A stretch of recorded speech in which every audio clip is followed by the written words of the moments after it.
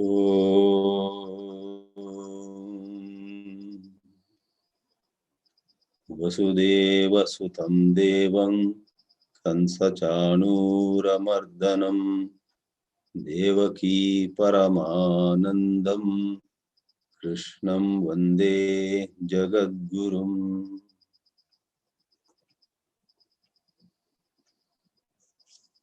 Coming to the concluding portion of this second chapter, in these last two classes this month on Bhagavad Gita, the present one being the 50th class, and we will have one more 51st class where this second chapter will be concluded. We are seeing Lord Sri Krishna making some more valuable comments and remarks on this Sthita Prajna. The 69th verse, which we saw in the last class, was a mind-blowing shloka with a puzzling statement. Whatever is night to all living beings, the ignorant ones, is when this Sthita Prajna stays awake. This Sanyami, this person for whom self-control is spontaneous without the operation of the will. Jagrati stays awake. And where all of them stay awake, yasyam jagrati bhutani, that is nisha, that is like darkness. For in this world of glitter and glamour, of celebrations and mourning, of tears of joy and tears of sorrow, this wise person, lady or man, has nothing to take, he has nothing to give. He or she is on a different plane altogether. After seeing the word meanings of the shloka 69, I said there are two more paragraphs, and we saw already one of them, where the punchline was Vidyayam hi satyam, when there is this awakening, when this vidya takes place, udite savitari, when the sun rises, what happens? Shvarvaram tamaha iva. Tamaha means the darkness. Sharvaram is of the night. Sharvari means night. Sharvaram is an adjective formed from Sharvari, or for that matter Sharvara, of the night. Tamaha, darkness. Sharvaram tamaha, the darkness of the night just disappears when there is sunrise. Likewise, all this avidya, pranasham upagacchati avidya. Now there is yet another paragraph which throws some more light on this, if you want to call it, process, the phenomenon, where all phenomena in fact fold up. This last paragraph in the commentary on verse 69 is in fact what you may call a bit of advanced Advaita Vedanta. This paragraph talks about the pramana vyavahara. This talks about the inexplicable but true leap from the avidya bhumi to vidya bhumi. The frame of reference marked by ignorance, and then there is the frame of reference marked by right seeing. So let us see this concluding paragraph in Acharya Shankara's commentary on verse 69 of chapter 2. Tatrapi pravartaka pramana abhave pravritti anupapattihi iti chet. Adi Shankara's comments are prompted by a doubt on the part of the Purva Pakshi, the imagined opponent, who says, well, if you say pramana, a means of knowledge, using which a pramata, a knower, gets to know prameya, number of things that are knowable. A pramata, a knower, using the eyes as the pramana, comes to know the rupa, forms, and varna, colors of the prameya. The little self, acting as the pramata, uses ears, karnau, to know varieties of sounds, which are the prameya. Likewise, using manaha, using buddhi, using chitta, using ahankara, the little self gets to know thoughts, emotions, feelings, various memories, and even the little self recognizes, I have done this, ahankara, mano, buddhi, chitta, ahankara. So using various pramanas, the pramata, the little self, the little knower who is distinct from the known, that is the hallmark of avidya bhumi.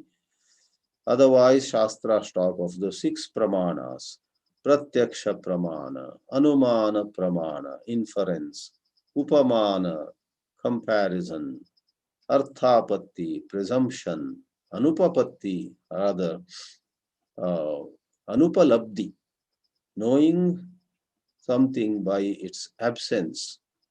Yesterday that chair had this person, today that chair is empty. Oh, he has not come today to this meeting. There is something called anupalabdhi pramana. But in the Vedanta Jnana, in the matter of the liberating wisdom dawning upon us, the pramana that acts is Shabda pramana. Now, it has been said before that when Shabda pramana operates, when our mind and intellect are pure enough, the operation of this pramana becomes unhindered. Then all pramanas and prameya vanish. Pramana, prameya, and then pramata, the knower, the one to be known, and a means of knowledge are the hallmark, are the characteristics of avidya bhumi. In vidya bhumi, there is no such division or distinction. So the Purva Pakshi says, if pramana, pramata, prameya, all these 3 pack up and go, then how does this wisdom take place? Because in order to let us know I am this unbounded, infinite self, there has to be a pravartaka. Someone has to tell me, just as someone shows me, look at the moon in the sky. Someone places some sugar in front of me and pravartaka says to me, put a spoonful of the sugar in your mouth and see how sweet it is. And I do so. Pravartaka. Like that, don't you think that in Atmajnana also, in that Vidya Bhumi, there has to be one pramana left just for letting us know I am the self, I am Brahman, I am unlimited, and so on. So the objection of the Purva Pakshi is Pravartaka Pramana Abhave, if there is no such means of knowledge operating, then Pravritti Anupapattihi, that very Atma Bodha, that very understanding of the pure self, that self-realization cannot take place. The Siddhanti says, hold on, you are mixing up things. It is one thing to know things of the phenomenal world. It's entirely different when it comes to knowing one's own true nature. To know one's own true nature, you don't need a pravartaka pramana, for you are the self. If you are led to a dark room, you are wondering whether your cousin also has come to this get together, but it's so dark. You need a torch, you need a flashlight, you need to turn on the lights and then say, oh yes, my cousin has come, she is standing over there.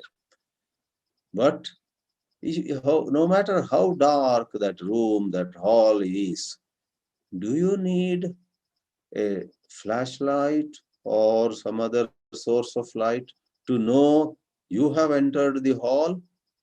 To know I have come here, you don't need light.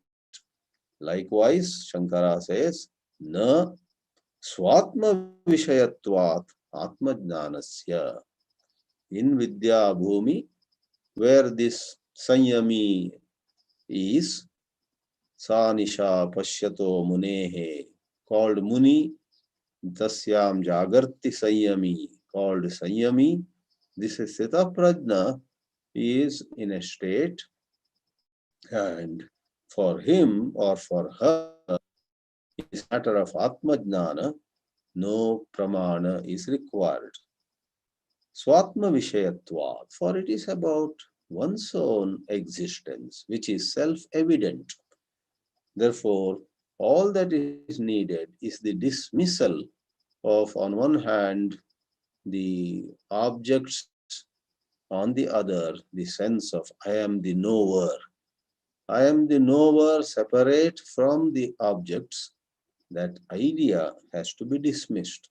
Nothing more needs to be done. Acharya Shankara writes with insightful observation, Nahi Atmanaha Swatmani Pravartaka Pramana Apekshata. For you and me, every one of us is that Atma. For the self in us, to know one's own self, Swa Atmani Pravartaka Pramana, a means of knowledge, na apekshata, is not required. Atmatvadeva. For what you need to know is you yourself. And everyone naturally knows I am. I am is not the words, but whatever is ultimately pointed to by those words, I am, aham asmi. That truth of I am is self-evident. In fact, tadantatvacha sarva pramananam pramanattvasya. All other means of knowledge, and then the Shabda Pramana also, they do a job, and Antatva, Tad Antatva, when the pure self is reached, as though all these, the five which are used for knowledge in the world, as we have said once long back, even in advanced scientific experimentation, in the so-called wondrous land of science and technology, where very brilliant scientists work in their laboratories or at other places and apply their mind to explore the secrets of this cosmos or the secrets of the microcosm, the subatomic particles or whatever. All those places, it is the first five pramanas that operate. Pratyaksha anumana, upamana, arthapatti and anupalabdhi. Shabda pramana is unique And that operates in that transitional moment when one moves over to self-realization. And once that moving over takes place, that also vanishes. Sarva pramananam tadantatvacha. Tasmin atmabodhe sarva pramananam antaha bhavati. Tat means tasmin or tatra. Nahi atmaswarupa adigame sati punaha pramana prameya vyavahara sambhavati. Upon reaching that liberated state, there is no more business of pramana engaging in prameya, thus supplying prama knowledge to the pramata. In the phenomenal world, in the dualistic world, which is avidya bhumi, pramana, means of knowledge, operates to get the knowledge of something to be known, prameya, and that knowledge is prama, and as though that prama is supplied to pramata. You say, now I know what is meant by sweetness of sugar upon putting some sugar on your tongue. Atmaswarupa adigame punaha pramana prameya vyavahara na sambhavati. Pramatratvam hi atmano nivartayati antyam pramanam. This antyam pramanam refers to the shabda pramana, a statement like tattvamasi or any other revelation as found in the Shruti. This antyam pramanam, antyam means the ultimate pramana, leaving the five behind. Pratyaksha anumana, upamana arthapatti and anupalabdhi are left behind. The antyam pramanam, what does it do? Atmanaha pramatratvam hi nivartayati. After it completes its extraordinary act of dismissal of the last trace of ignorance and problems created by ignorance, this antyam pramanam dismisses the pramatritva. You are no more a pramata. You are no more, one of the two. Knower and the known form a pair. And nivartayat eva, present participle, even as it dismisses the status of being a knower of any one of us. We are a knower in this phenomenal world. But when the realization takes place, we no more look at ourselves as the knower distinct from the known. Nivartayadeva cha apramani bhavati. This is amazing. So I called this paragraph a piece of advanced Vedanta. For there is such depth here that insight given here is profound. Swapna kala pramanavya prabodhe. In your dream, you saw a lion and you got frightened. Now that lion made you wake up from dream. Therefore, the jungle, the clouds in the sky, a river flowing by, a number of birds, the soil, the stones, the rocks, and not only things that were seen, the smells over there, the sounds over there, and maybe a few other travelers also were ahead of you. You are coming behind and you sighted a lion.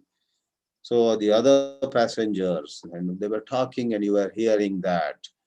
So hundreds of things of the dream world are dismissed.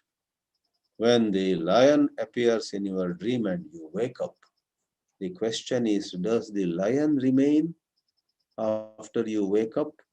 The lion also vanishes. From Nivartaya Deva That means Atmanaha pramatratvam nivartayadeva etat shabda pramanam swataha api apramani bhavati. It loses its status of being a means of knowledge. Apramani bhavati. The lion too vanishes. You don't wake up and say, ha, that was all a dream, and there is no lion by your side whom you pat. This lion helped me wake up from dream. You don't tell your husband, look, this lion was instrumental in my waking up. There is no lion by your side whom you may pat or caress its head or hair or whatever. The dream vanishes and the lion swapna simhaha api na drishyate. Swapna kala pramanam prabodhe yata nivartate tata shabda pramanam. This Veda Vakya, this Veda Mantra, therefore Vedas as the means is no more valid. Therefore in Nirvana Shatkam, the shloka goes, na Vedaha, na Mantraha, Chidananda Rupaha, Shivoham, Shivoham. Na Mata, na Pita, na Guruhu, na Shishyaha, and so on. For with due reverence to all of them are parts of avidya bhumi. So, lokecha, what is more, even in worldly matters, when you use a pramana and you gain knowledge of the object to be known, the pramana has done its job. Nivartate. As you have eaten some sugar, it has gone in, the tongue, having done its job, retires. The tongue is not anymore active after you gained knowledge. So, in numerous matters, you put in a password and log in, then you don't have to remember the password. Someone gave you the password in a piece of paper.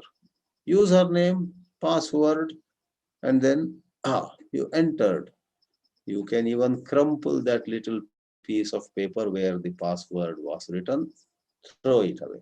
Because you don't intend to come again and again, you just had to see something.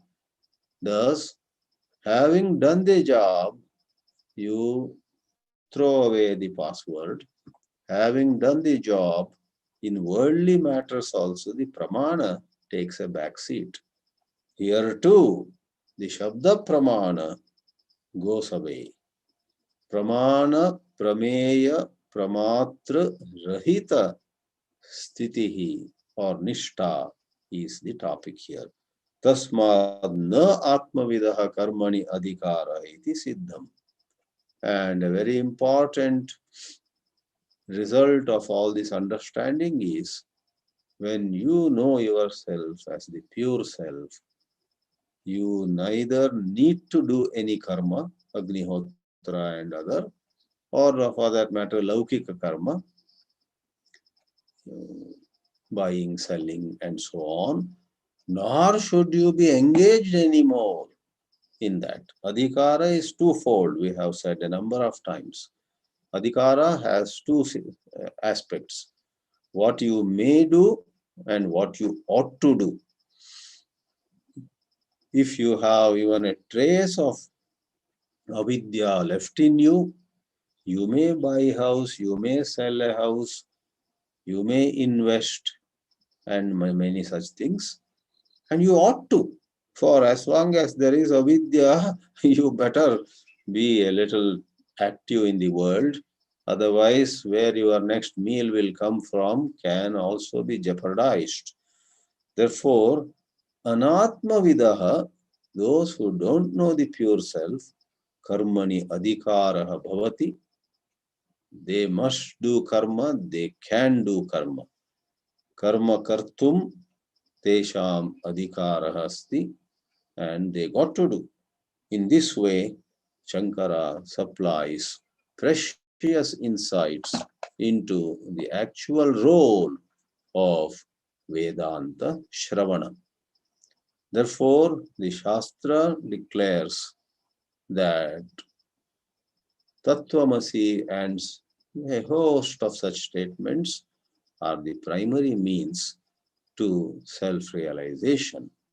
So various variations of spiritual sadhana, like Sri Ramana Maharshi's Who Am I inquiry, to me do not have any conflict with this, but they highlight the role of inquiry and the place of a revelation doing its job, like it is said here, is implied over there. Maharshi has no conflict with the Shabda Pramana's efficacy, but he does not highlight it. He in fact refers to a whole lot of other topics of Shastras engaging the mind of the student, and many a student remains stuck in so many other concepts. If someone were to dwell on Tattvamasi, dwell on the Shabda Pramana relating to the awakening, if someone were to engage with that wholeheartedly, Maharshi Ramana would not emphasize who am I inquiry. But 99 out of 100 people get distracted, they get diverted, they lose track, and they are studying books after books, not reaching anywhere. Upon seeing such scenario, he says, come on, bring down your engagement in books, sit quietly and train your mind. So when the mind is trained, then again it is such a revelation. Doesn't have to be in Sanskrit, doesn't have to be in some formal way, but it is a certain input. You are that. That input does the magic. Thus, moving on to the next shloka now, Shankara introduces, it is to further emphasize that those with Viveka and Vairagya alone can get liberation, not others. Vidushaha tyakta eshanasya stita prajnasya yatehe eva moksha praptihi natu asanyasinaha natu kamakaminaha. Those who look again left and right before renouncing, those who have various plans for enjoying this or that pleasure of the world, kamakamis, asanyasi, like we say, those who wish to hold on to some status, power, position. They visualize being somebody in the society and they don't want to let go of that. That is asanyasi. I don't want to cease to be the president of this organization or secretary of this, a minister, or or even in the spiritual world, Matadipati of this big famous ashram. I don't want to let go of that position, but I want to stay as Brahman. Then you are a sannyasi. Sannyasi is who has the renunciation, spirit of renunciation. Actually, whether someone leaves the position is his business. You and I have no business to tell him, you first leave that position. Who are we to tell anybody? We need to examine our own heart. Am I clinging to some position? If somebody is still in a certain position, serving in some capacity, there may be some special reasons. If King Janaka continued to be the king, there must be some special reasons for King Janaka to do so. We are nobody to judge King Janaka and people like him as ignorant. But the science is very clear. King Janaka or you and me, if we are psychologically clinging to a position and drawing some pleasure out of it, and then we say, I am the undivided pure self. That is what the English idiom would say, to have the cake and eat it too. Don't say there are two cakes, one I'll eat and another I'll keep in the fridge. That is twisting and distorting the context of the idiom. There is one cake, and either you eat, it's over, or you keep it in the fridge or somewhere in a corner. To have the cake and eat it too is a contradiction. So, asanyasa and brahmajnana cannot be together. Vidushaha tyakta eshanasya. Eshana is longing. Lokaishana, putraishana, vittaishana. Three kinds of longing are talked about. Wanting swarga and such lokas after this life. Wanting sons, daughters, or shishyas, lot of following, putraishana. Wanting wealth, vittaishana. And they are symbolic. When three are mentioned, another 30 are also implied. Somebody wants an award. Somebody wants an enemy to come and apologize to him. That is also Ashana. I am ready to take sannyas. I am waiting for that person to come and say sorry to me. Once she says sorry to me, I will say, okay, no problem. Let us forget everything. Next day I'll take sannyas. But I'm waiting for an apology from that lady who insulted me. Suppose some kind of holding on to an agenda, that is Eshana. Yatihi eva yatehe eva moksha prapti. So another beautiful illustration comes our way, and the meter changes again. In the beginning of second chapter, there were some shlokas in Trishtup. In the middle also there were some. Now towards the end there is a shloka in Sita Prajna Lakshana. This is the only shloka in Trishtup. 11 syllables per quarter. Unlike the majority in the Gita, where it is 8 syllables in a quarter. So 11 in place of 8 in every pada. Trishtup. Apuryamana pratishtam samudramapa pravishanti yadvat tadvat kama yam pravishanti sarve sashanti mapnoti na kama kami. The example, the illustration, the metaphor of the ocean is given. It's only an ocean that can maintain its level. Therefore, in geography and in general knowledge, we have the expression sea level. People ask me, oh, you are at Solan. That must be at the height of Shimla. Then I clarify, not really. Shimla in Himachal Pradesh, called the Queen of Hill Stations, is nearly 8,000 feet above sea level. Sea level is a standard. Solan is 3,500 or about 4,000 maximum, depending. Here also there are some higher areas, there are some lower areas. I am at a pretty much lower area within Solan. So maybe 3,500 feet above sea level. Leave aside the heights of various places. What is the sea level? By and large, though may not be totally accurate, because we do talk about the sea also swelling and reducing depending on the movement of the moon. Therefore, these metaphors, these illustrations have to be taken in spirit. Don't go do hair picking. Don't do too meticulous an analysis. Sea level, by general understanding, is something that remains the same. Samudram achalam, achalap pratishtam, achala pratishta yasya tat.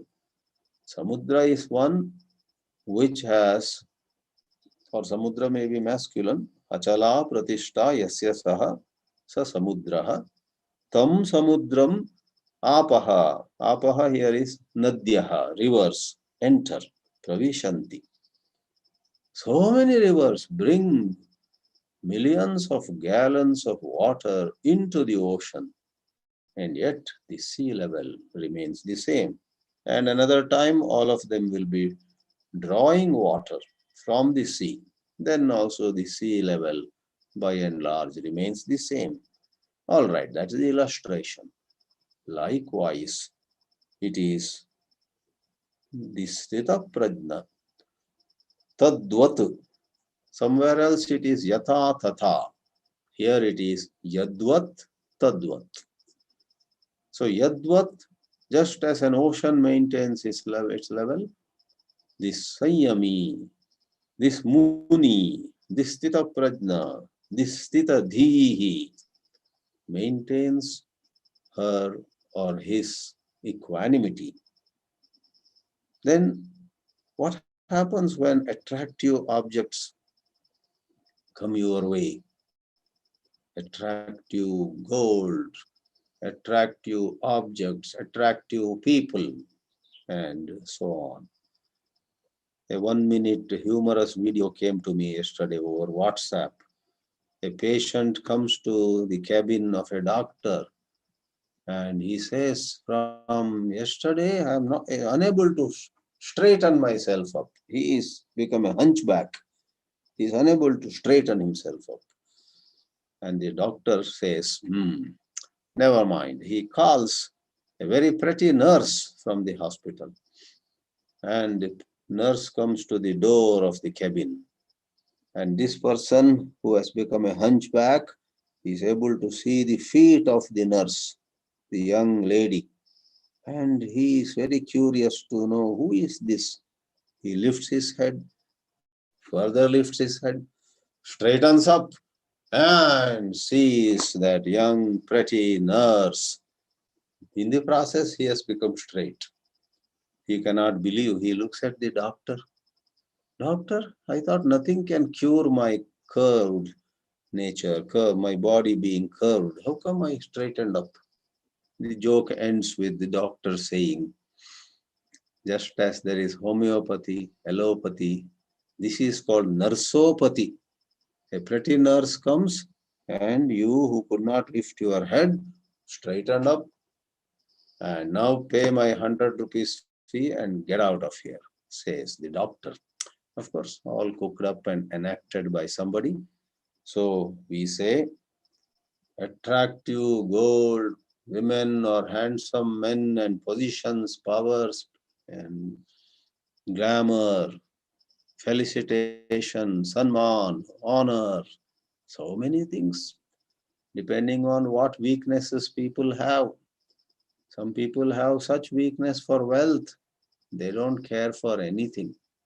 Power, position, woman, man, nothing. They just want more and more money in their bank balance. All these are called kamaha. Now, kamaha at places can mean the desired objects also. So, images of desired objects enter the consciousness of this Sthita Prajna also, but they do not cause any disturbance. Kamaha at places means desires, at other places kamaha means desired objects. And psychologically they are images of desired objects. When you see ice cream, yes, ice cream as an object is one thing. You close your eyes, an image of ice cream is in the mind. And that causes disturbance in your consciousness. So, the actual object or an image of it, whichever, pravishanti.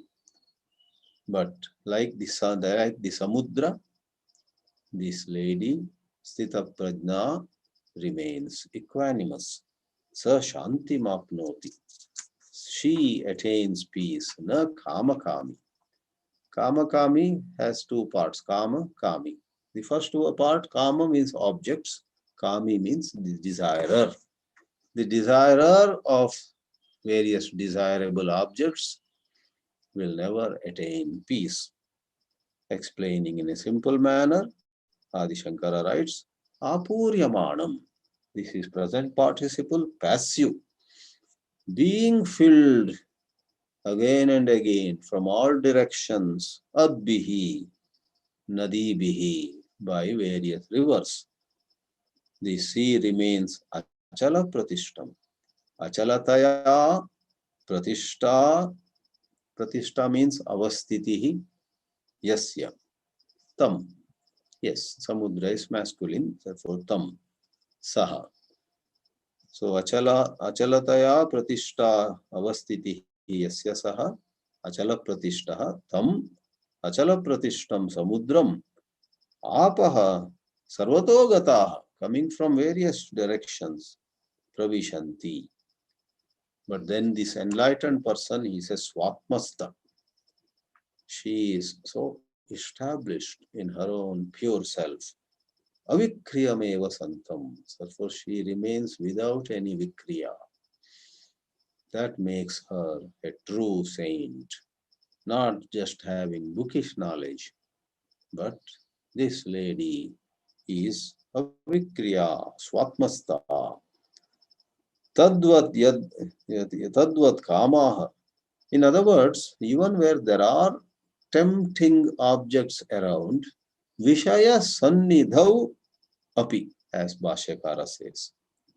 Vishaya, Shabda, Sparsha, Rupa, Rasa, Gandha and other things are just around, Sannidhi. Ichha Visheshaha. Ordinarily, numerous desires could rise in our bosom. Yam Purusham Samudramiva Apaha Avikurvantaha. Vikurvantaha Vikaram Kurvantaha. Creating vikara, avikurvantaha, without doing any vikara, they in fact as though get dissolved in her unimaginable state. What goes in? Objects, images of enjoyable objects do enter her consciousness. They just vanish over there. Atmani eva praliyante na swatma vasham kurvanti.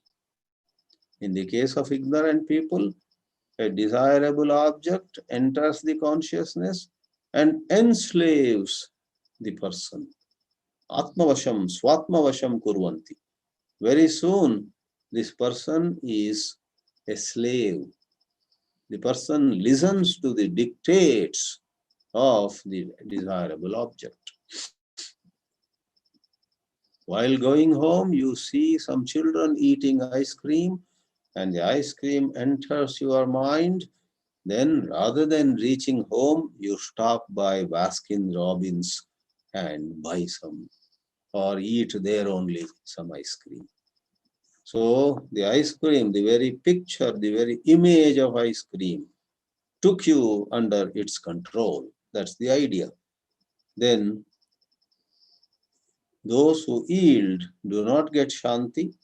Those who do not, shantim apnoti, get peace. Na itaraha kama kami. Kamyante iti kamaha. So as I said, the word kama can mean objects that are desired. Kamyante iti kamaha vishayaha. Somewhere else kama means desire. Kama yesha, krodha yesha, rajoguna samudbhavaha and so on, which will come. Tan kamaitum shilam yasya sakha kama kami naiva prapnoti ityartaha. So the compound kama kami means the desirer of desirable objects. Thus, Adi Shankara explains this verse in a simple way. This comes to a regular standard level. The earlier shloka with that commentary on Pramana Prameya Vyavahara was on a higher level, several notches above regular spiritual discussions. Now we quickly see the basics of next verse. Yasmadevan, this being the case, vihaya kaman yas sarvan pumanscharati nispraha Nirmamo nirahankaraha sashantimadhigacchati. The question is, who gets peace? Peace is in demand all over the world. Everybody wants peace. Everybody wants Shanti. So the 70th verse, which we completed seeing, talked about Sa Shantim Apnoti. The 71st also clarifies only that person who, out of higher understanding, lets go of his desires. Puman, such a man, letting go of desires and moving about, charati, moving about situations and scenarios, nispraha, without spraha, without wanting more of something, without wanting more of some enjoyment, wanting continuation of pleasure. And obviously that is possible when deep inside him he has undergone a transformation. The notions of this is mine, this house is mine, this lady is my wife, these two are my children, that business I started and took it to heights, this is mine, this is my body, mama, nirmamaha, having no sense of owning anything, nirahankaraha, not even having a sense of being the agent, being a doer, saha shantim adhigacchati. Simple, almost like moral instruction. Vihaya means parityajya, completely letting go of things. Kaman, all desires and desired objects. Yaha puman sannyasi, sarvan asheshataha. Asheshataha, and one more word is supplied by Bhashyakara. Kartsnena, kritsnam means whole. Kritsnam. Kartsnena, wholeness, as a whole. Completely. This sannyasi lets go of his desires totally. Jivana matra cheshta sheshaha. Whatever he is doing is about just staying alive. That also not out of any appetite, not out of any ambition which is incomplete. But if you ask why does he have to live at all? He can die. Why should he die? There is neither a purpose in living nor a purpose in dying. He moves on. And what about helping others? That also is not out of any purpose, but it happens. He's serving the society. He's being a beacon of spiritual light, becomes spontaneous, not with a plan, with an agenda, with certain goal, etc. Even if he talks of a goal, that is more like a sport. Sportively, he may talk of a goal. I want to establish a mission, one may say. And that is in a manner of saying. In his heart of hearts, he is ready to go next moment. There is no clinging to any ambition. Nispraha sarira jivana matrepi nirgata spraha yasya saha nispraha san. I said, having no interest in clinging to pleasures or enjoyments. Bhashyakara says he has no interest in clinging to life itself. Sarira jivana matre api spraha nirgata. Nirmamaha is mamatva varjitaha. Even sharira jivana matra kshipta parigrahepi. He might have collected a few basic things like Gandhiji's cottage, very few possessions. So just to stay alive and keep going, akshipta, he has taken a few parigrahas. About them also he has no attachment. This is mine. Mamedam iti abhinivesha varjitaha. my vessel, my begging vessel, my stick, my clothes. So no sense of my, even with most basic possessions that he may have about him, with him. Nirahankaraha. Not only the ego of position, power, etc., even the idea, I am knowledgeable, I have self-knowledge. Vidyavatva, I am a Vidyavan, that idea. Vidyavattvadi nimitta atma sambhavana rahitaha.